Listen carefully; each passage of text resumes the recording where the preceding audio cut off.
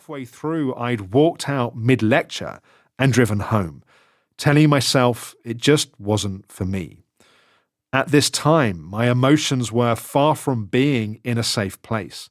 Indeed, I was starting to realize that unconsciously, I designed my life in such a way as to avoid feeling them. The problem was, it was becoming harder to do so. My trauma healing journey. In the 18 months prior to the retreat, I'd experienced debilitating panic attacks that had almost consumed my life.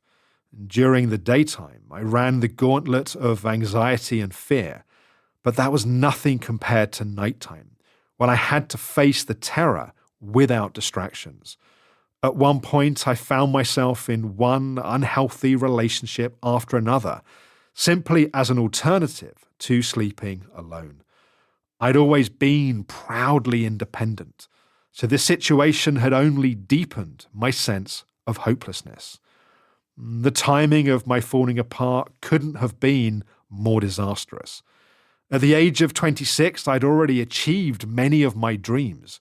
After fighting a 7-year battle with myalgic encephalomyelitis, also known as chronic fatigue syndrome, ME/CFS, as a teenager, I'd gone on to make a full recovery and had set up the kind of clinic that I'd longed for when I was ill, one specializing in fatigue-related conditions.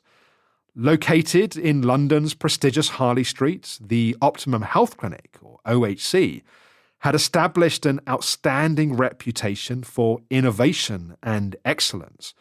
I was also in demand as a public speaker and had been offered my own BBC TV series, which was, rather ironically, called Panic Room. On the surface, I was leading a glamorous life, driving a sports car and living in a penthouse apartment in London.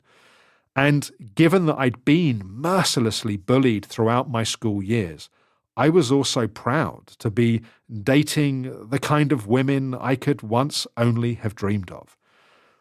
However, by the time I joined the retreat for the second time, I'd walked away from the TV series, given up the apartment, sold my car, and I was living a hermit's existence, just trying to survive. If there was any chance that this retreat might help me, I had to stay with it. I could either continue living in a state of constant fear and anxiety, or finally face up to my emotions. Both options felt impossible, but I knew I had to do something. Emotional shutdown. When I reached the far side of the forest, I slowed my pace a little, gazing at the mist lingering over the mountains in the distance. As I walked on, I found myself reflecting on my childhood and how some of the events that had occurred back then had shaped my current life. I realized that ultimately, my inability to feel my emotions must have been a natural response to the traumas I'd experienced during my early years. The word trauma didn't mean a great deal to me at the time. I thought of trauma as the physical injuries sustained in a serious accident, or, say, the experience of living in a war zone. The idea that the childhood I'd normalized had been traumatic seemed strange to me. I knew that many people had experienced far more difficult things than I had, and yet I did recognize that the shutting down of my emotional capacity must have originated somewhere. From a young age, my sister suffered from significant mental health issues. Severe anorexia and bipolar disorder were the diagnoses at the time, but those labels did little to capture the lived experience for her and those around her.